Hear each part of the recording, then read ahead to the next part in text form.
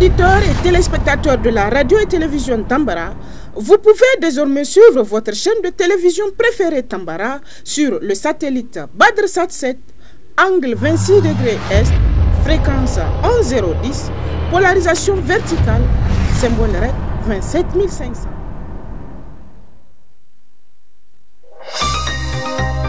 Suivez le journal avec STM Transport Voyageurs. Une nouvelle façon de voyager.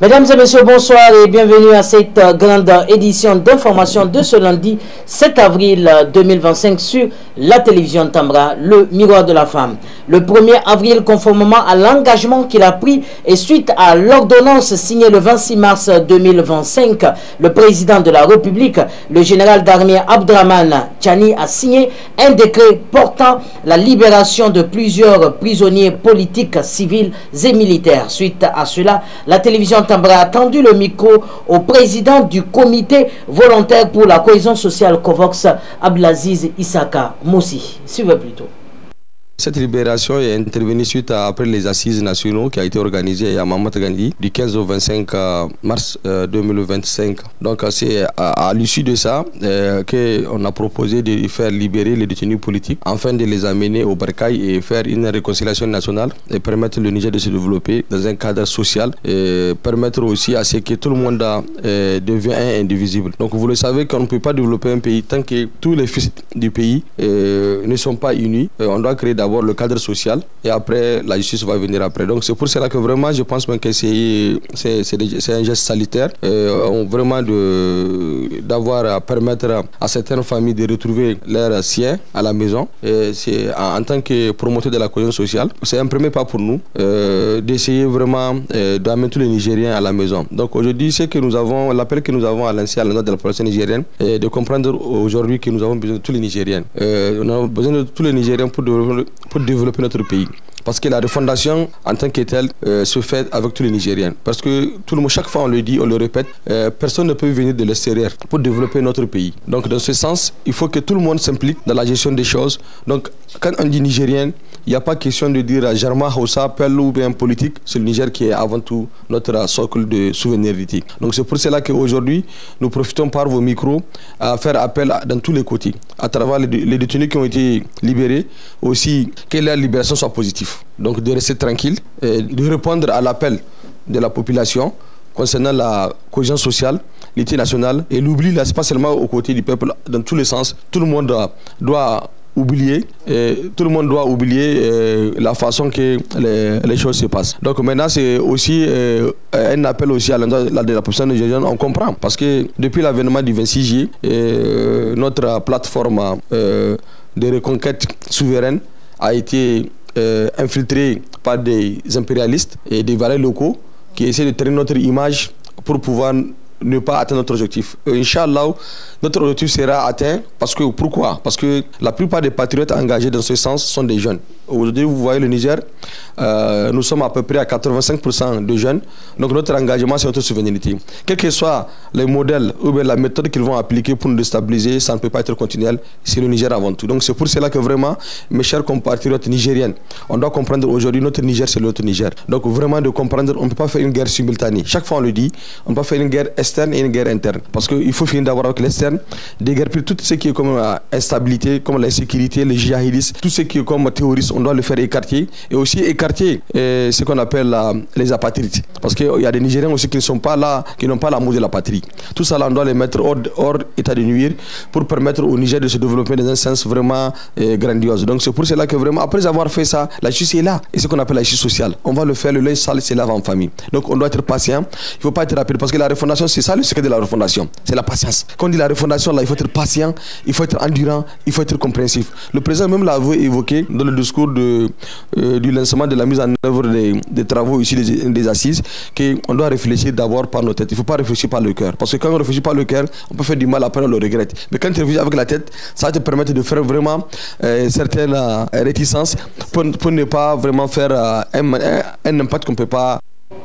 Suite de cette édition sur la télévision Tambra, l'organisation dénommée Les Amis de l'école a organisé une série de formations au profit des enseignants et élèves ce 5 avril 2025. Suivez un des organisateurs.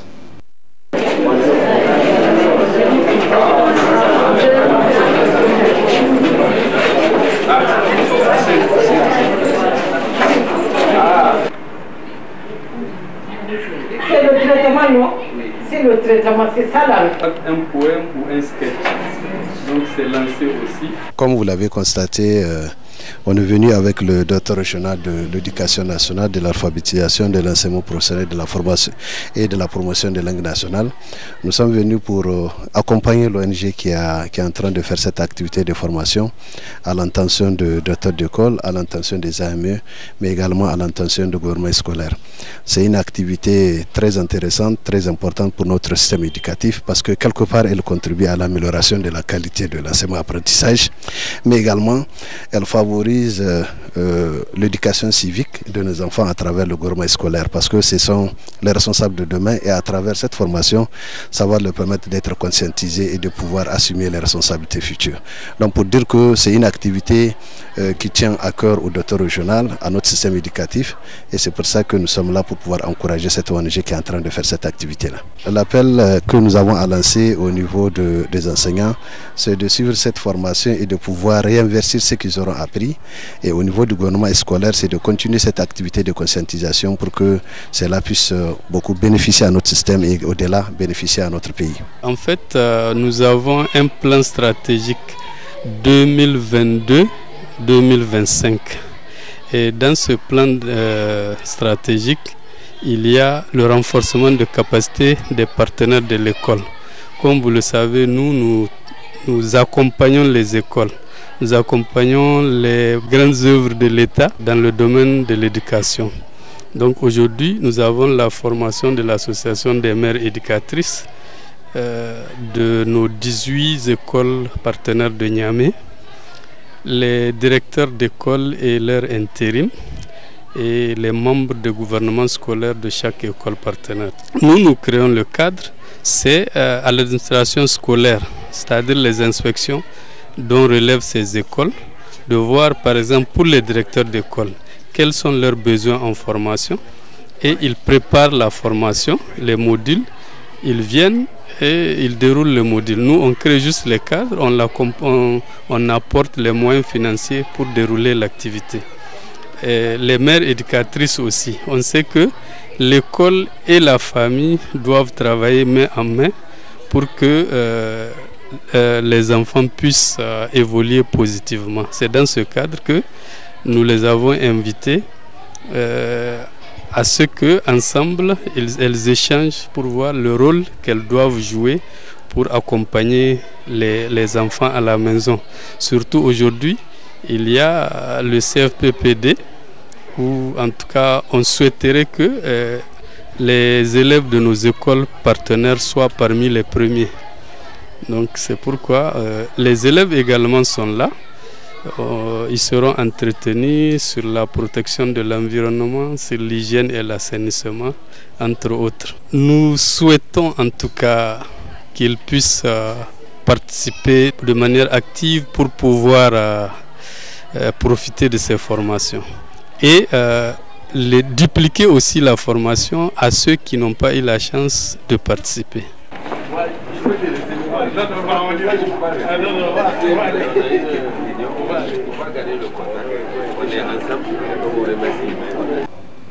Le comité exécutif de l'Union des étudiants des instituts, écoles professionnelles et techniques de Niamey a tenu ce 7 avril 2025 dans les locaux de l'USN un point de presse relatif à plusieurs questions d'ordre national et interne de cette organisation. Je vous invite à suivre le secrétaire général de l'UEPTN, Bakim Botouri Al-Mustafa.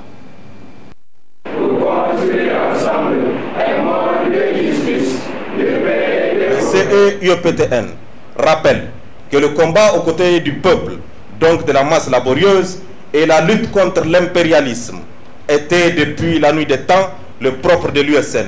Et l'UEPTN ne peut garder silence face à toute question qui s'inscrit dans l'intérêt unique du peuple nigérien.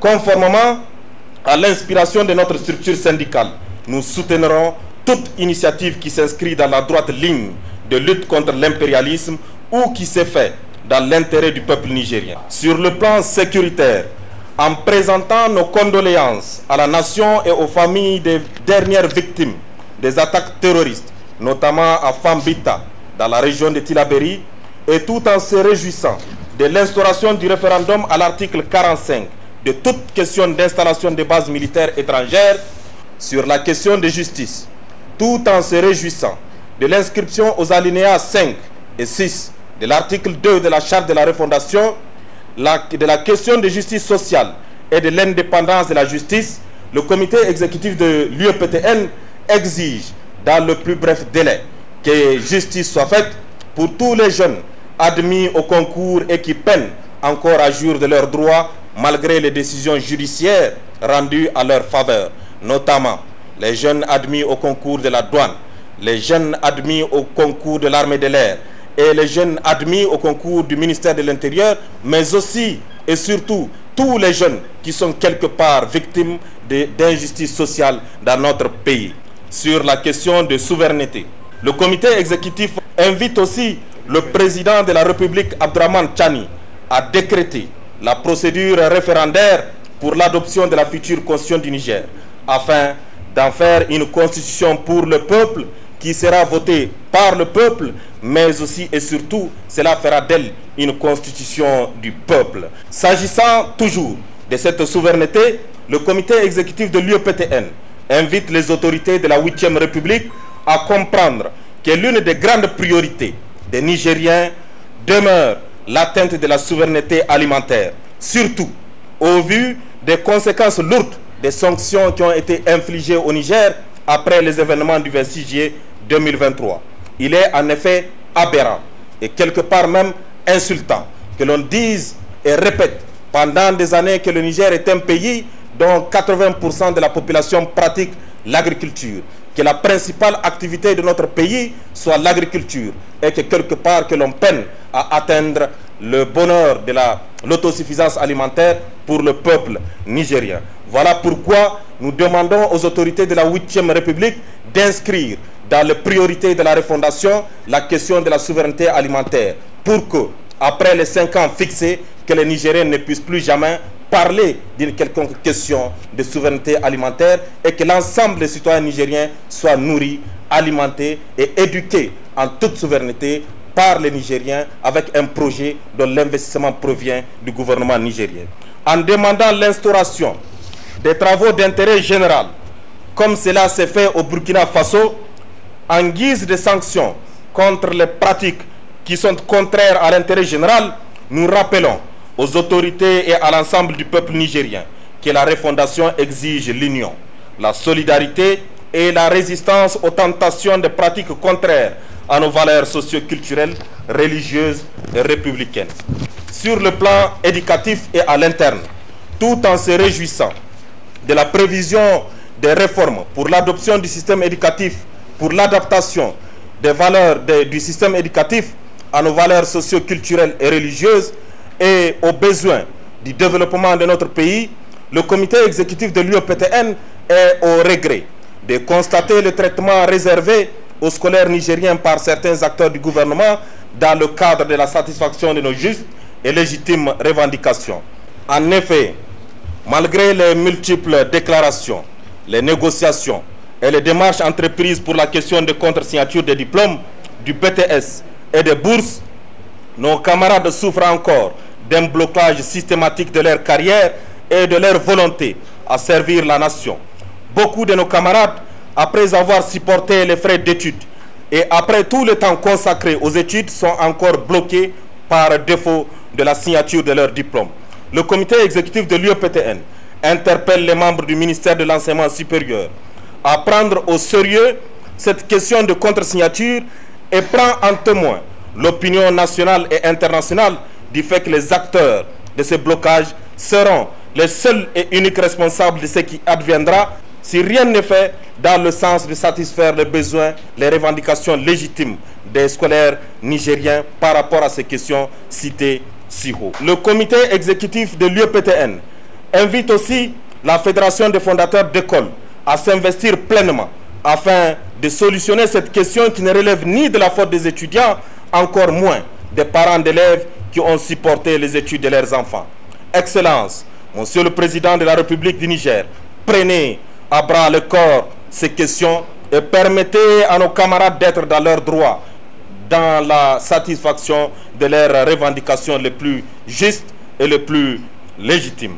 Le comité exécutif de l'UEPTN attend aussi impatiemment la réduction des frais du BTS d'État afin de permettre à l'ensemble des scolaires de pouvoir se présenter à ce concours, à cet examen et pouvoir obtenir ces diplômes dans le seul et unique sens de servir la nation. Enfin, le retard et la lenteur inédite dans le paiement des bourses est l'une des preuves irréfutables de la volonté manifeste de certains acteurs du gouvernement au service du diable giflé à nuire aux étudiants et perturber la quiétude sociale dans ce pays. Nous demandons aux autorités de la 8e République de comprendre la nécessité au peuple de façon générale et aussi, surtout aux scolaires, de comprendre la nécessité aussi de changer la danse pour un Niger meilleur, pour un Niger dans le seul et unique intérêt du peuple nigérien qui a longtemps souffert. Actualité AES, à présent, le porte-parole du gouvernement malien a rendu public un communiqué dans lequel un drone en mission de surveillance aurait été abattu par le gouvernement algérien. Les autorités maliennes ont pris connaissance de l'incident par la voie de presse algérienne dans laquelle le pays revendique la destruction de l'aéronef de l'État malien. Pour plus de précision, je vous invite à suivre le porte-parole de la transition malienne. Communiqué numéro 073 du gouvernement de la transition. Le gouvernement de la transition a le regret d'informer l'opinion que, dans la nuit du 31 mars au 1er avril 2025, un drone des forces armées et de sécurité de la République du Mali, immatriculé TZ98D, s'est écrasé sur le territoire national à Tenzawaten, cercle d'Abeibara, région de Kidal. L'épave a été localisée précisément dans une zone dont les coordonnées géographiques sont les suivantes. 19 degrés, 52 minutes, 4,738 secondes nord, 2 degrés, 53 minutes, 38,101 secondes est, à 9,5 km au sud de la frontière Mali-Algérie. Suite à cet incident, une enquête a été immédiatement ouverte. Des résultats de l'investigation préliminaire, les points suivants méritent d'être évoqués. La liaison a été perdue avec l'appareil dans une position située sur le territoire malien et dont les coordonnées géographiques sont les suivantes. 19 degrés, 51 minutes, 50,526 secondes nord, 2 degrés, 53 minutes, 36,099 secondes est, soit 10,2 km au sud de la frontière Mali-Algérie. La distance entre le point de rupture de liaison avec l'appareil et le lieu de localisation de l'épave est de 441 mètres. Ces deux points sont tous situés sur le territoire national. Les dernières informations transmises par le drone étaient relatives à une rencontre de terroristes de haut profil qui planifiaient des actions. L'aéronef est tombé à la verticale, ce qui, probablement, ne peut s'expliquer que par une action hostile causée par des tirs de missiles sol-air ou air-air. Quelques heures après l'incident, le gouvernement de la transition a pris connaissance par voie de presse d'un communiqué du ministère de la Défense algérienne revendiquant la destruction d'un drone qui aurait survolé l'espace aérien de l'Algérie sur 2 km. Afin d'approfondir les enquêtes, les autorités maliennes ont demandé aux autorités algériennes de leur fournir des éléments probants étayant la violation de leur espace par un drone de reconnaissance malien. Depuis 72 heures, aucune suite satisfaisante n'a été réservée à la demande malienne. Le gouvernement de la transition conclut avec certitude absolue que le drone des forces armées de sécurité maliennes a été détruit suite à une action hostile préméditée du régime algérien. Cette décision repose sur les éléments ci-après. Le silence coupable du régime algérien accordé à la demande malienne et son refus de coopérer confirment la responsabilité de ce régime qui a tiré sur le drone entraînant sa chute verticale. Les données précises de la trajectoire de l'appareil enregistrées dans le système prouvent sans ambiguïté que l'appareil n'a jamais quitté l'espace aérien de la République du Mali. De surcroît, le point de rupture de liaison du drone et le point de localisation de l'épave sont tous situés sur le territoire national malien. L'absurdité de l'argument de la violation de l'espace aérien algérien sur 2 km, autrement dit, comment l'épave du drone se serait retrouvée au Mali et à 9,5 km de la ligne frontalière si l'appareil avait réellement violé l'espace algérien sur 2 km. Face à la gravité de cet acte d'agression inédit dans l'histoire des relations entre le Mali et l'Algérie, le gouvernement de la transition condamne avec la dernière rigueur cette action hostile, inamicale, condescendante des autorités algériennes, dont le chef de l'État affirmait récemment à Mondovision que, je le cite, 90% des solutions maliennes se trouvent en Algérie. En outre, cet agissement prouve, si besoin en était, que le régime algérien parraine le terrorisme international. En effet, la destruction du drone a clairement pour effet, sinon pour but, d'entraver la neutralisation de groupes armés ayant revendiqué des actes terroristes. Le gouvernement de la transition, en cette triste circonstance, tout en rappelant la teneur de son communiqué numéro 64 du 25 janvier 2024 et celle de l'allocution du Mali lors de la 79e session de l'Assemblée générale des Nations unies, condamne l'attitude du régime algérien qui, en plus de servir de base arrière aux groupes terroristes, s'engage aujourd'hui dans la lutte armée pour perpétrer des agressions contre un État voisin en vue de protéger ses suppôts terroristes. En conséquence, en réponse à cette énième provocation du régime algérien, le gouvernement de la transition décide de 1. Convoquer l'ambassadeur algérien pour protester contre l'hostilité du régime algérien. 2. Se retirer avec effet immédiat du comité d'état-major conjoint CEMOC. 3. Porter plainte devant des instances internationales contre le régime algérien pour acte d'agression. Aussi, le gouvernement de la transition fait remarquer que cette agression flagrante du régime algérien contre le Mali est en contradiction avec la participation effective de la République du Mali à la guerre pour l'indépendance de l'Algérie pour soutenir le Front de Libération Nationale, FLN. Enfin, il demande au régime algérien, exportateur de terrorisme, de cesser d'être une menace à la paix et à la sécurité régionale, puis d'adopter un comportement responsable visant à promouvoir la paix et le développement. Le gouvernement de la transition réitère à la population malienne que rien n'entamera la détermination des forces de défense et de sécurité maliennes sous le leadership de son Excellence le général d'armée Assimi Goïta, président de la transition chef de l'État, à poursuivre et à atteindre le noble objectif d'éradiquer le terrorisme sous toutes ses formes.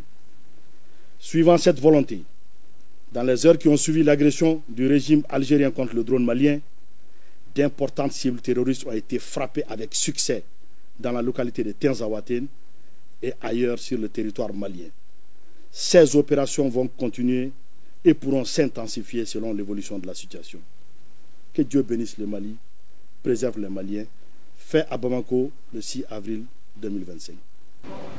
Actualité hors de chez nous à présent, le président zimbabwéen suspend les droits de douane sur les importations américaines. Dans un message publié récemment, le président explique que cette levée vise à favoriser l'expansion des importations américaines sur les marchés zimbabwéens. Africa News pour le reportage. Face aux tarifs douaniers américains, Harare joue la carte de l'apaisement. Le président Emmerson Mnangagwa a décidé samedi de suspendre tous les droits de douane sur les marchandises en provenance des États-Unis. Dans un message publié sur X, le président zimbabwéen explique que cette levée vise à favoriser l'expansion des importations américaines sur le marché zimbabwéen. Cette initiative pourrait renforcer les relations commerciales bilatérales avec des exportations zimbabwéennes, principalement du tabac et du sucre, vers les États-Unis qui restent relativement limitées. Le président américain Donald Trump a imposé des taxes douanières de 18% sur les produits zimbabwéens. Avec cette suspension, Harare espère obtenir un abandon. Les relations entre le Zimbabwe et les États-Unis sont tendues depuis des décennies en raison des sanctions américaines imposées sous l'ère Robert Mugabe. Suite aux tarifs douaniers imposés par Donald Trump, le président français Emmanuel Macron et le premier ministre britannique ont réaffirmé une coordination étroite de leur position plutôt, afin de faire face à cette guerre commerciale. Ils estiment que cette collaboration permettra de protéger leurs concitoyens et leurs entreprises. Reportage. Les droits de douane au cœur d'un appel entre Emmanuel Macron et Keir Starmer. Les deux hommes ont accepté de coordonner leur réponse aux barrières instaurées par Donald Trump, comme indiqué par le président français sur les réseaux sociaux. Alors que l'économie mondiale subit le choc des droits des douanes imposés par les États-Unis, nous avons réaffirmé notre volonté de coordonner étroitement nos positions dans les discussions en cours avec le président Donald Trump. Une guerre commerciale n'est donc dans l'intérêt de personne. Nous devons être unis et déterminés ensemble pour protéger nos concitoyens et nos entreprises. Les deux dirigeants resteront en contact étroit dans les prochaines semaines, et ce, même si le Royaume-Uni a en partie échappé aux droits de douane du président américain et tente de décrocher un accord plus favorable avec Washington. Ce samedi, les nouvelles surtaxes américaines de 10% sont entrées en vigueur sur une grande partie des produits importés par les États-Unis, une révolution économique pour Donald Trump qui a lancé un message simple sur son réseau Truth Social. Tenez bon, ce ne sera pas facile, mais le résultat final sera historique. Nous allons rendre sa grandeur à l'Amérique. Une injonction qui intervient alors que ces mesures sont contestées, y compris dans le camp républicain. Invité du congrès du parti d'extrême droite italien, la Ligue, Elon Musk a pris le contre-pied de son allié. L'Europe et les États-Unis devraient passer idéalement, selon moi, à des droits de douane nuls, créant ainsi une zone de libre-échange entre l'Europe et l'Amérique du Nord. Trump, lui, reste droit dans ses bottes. Des droits de douane de 20% s'appliqueront dès mercredi à tous les produits de l'Union européenne entrant aux États-Unis. Et enfin, le Premier ministre hongrois a annoncé le retrait de son pays de la Cour pénale internationale CPI. Il précise que ces dernières années, cette institution n'était pas une cour neutre et juridique, elle est devenue une cour politique. Cependant, il faut signaler que le retrait d'un État de la CPI ne prend effet que 1 an après le dépôt du dossier. France 24 pour le compte-rendu. Benyamin Netanyahou reçu à Budapest avec les honneurs militaires et une marque de soutien sans précédent. À son arrivée, le Premier ministre Viktor Orban a annoncé le retrait de son pays de la Cour pénale internationale. J'étais le Premier ministre qui a signé le document d'adhésion à la CPI en 2000. Et c'est moi qui ai signé le document de sortie ces derniers jours. Ces dernières années, elle est devenue non pas une cour neutre et juridique, mais une cour politique. Le Premier ministre israélien est visé par un mandat d'arrêt émis en novembre 2024 par la CPI. Il est accusé de crimes de guerre et crimes contre l'humanité dans la bande de Gaza. La Hongrie, pays fondateur de cette institution, est supposée arrêter toute personne visée par une telle procédure. Mais depuis novembre dernier, Viktor Orban n'a cessé de défendre son homologue israélien. Une décision saluée par Benyamin Netanyahou, qui dit mener une guerre juste avec des moyens justes. Vous venez de prendre une position audacieuse et fondée sur des principes concernant la CPI, et je vous en remercie, Victor. C'est important non seulement pour nous, mais aussi pour toutes les démocraties. Il est crucial de tenir tête à cette organisation corrompue, qui a assimilé une démocratie à une puissance terroriste dont l'existence même est menacée par les puissances terroristes les plus horribles de la planète. Le Premier ministre hongrois s'inscrit ainsi dans le sillage de Donald Trump, qui a imposé en février dernier des sanctions à la CPI pour ce qu'il a qualifié d'actions illégitimes et sans fondement visant l'Amérique et Israël. Mais le retrait d'un État ne prend effet qu'un an après le dépôt officiel du dossier auprès du secrétariat général de l'ONU. Délai pendant lequel la Hongrie reste tenue de coopérer, rappelle la Cour. Mesdames et messieurs, c'est l'essentiel de l'actualité de ce 7 avril 2025 sur la télévision Tambra, le miroir de la femme. Que Dieu bénisse l'Alliance des États du Sahel. Au revoir.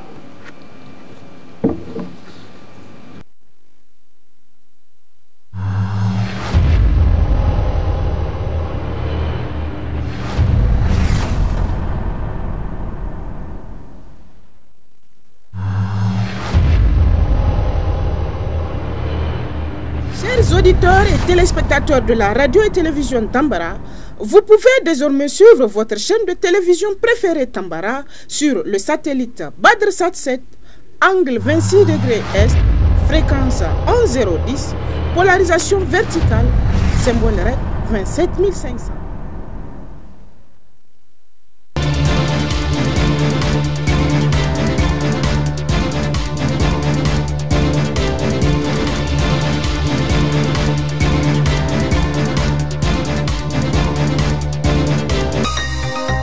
Ce journal vous a été présenté par STM Transport Voyageurs. Une nouvelle façon de voyager.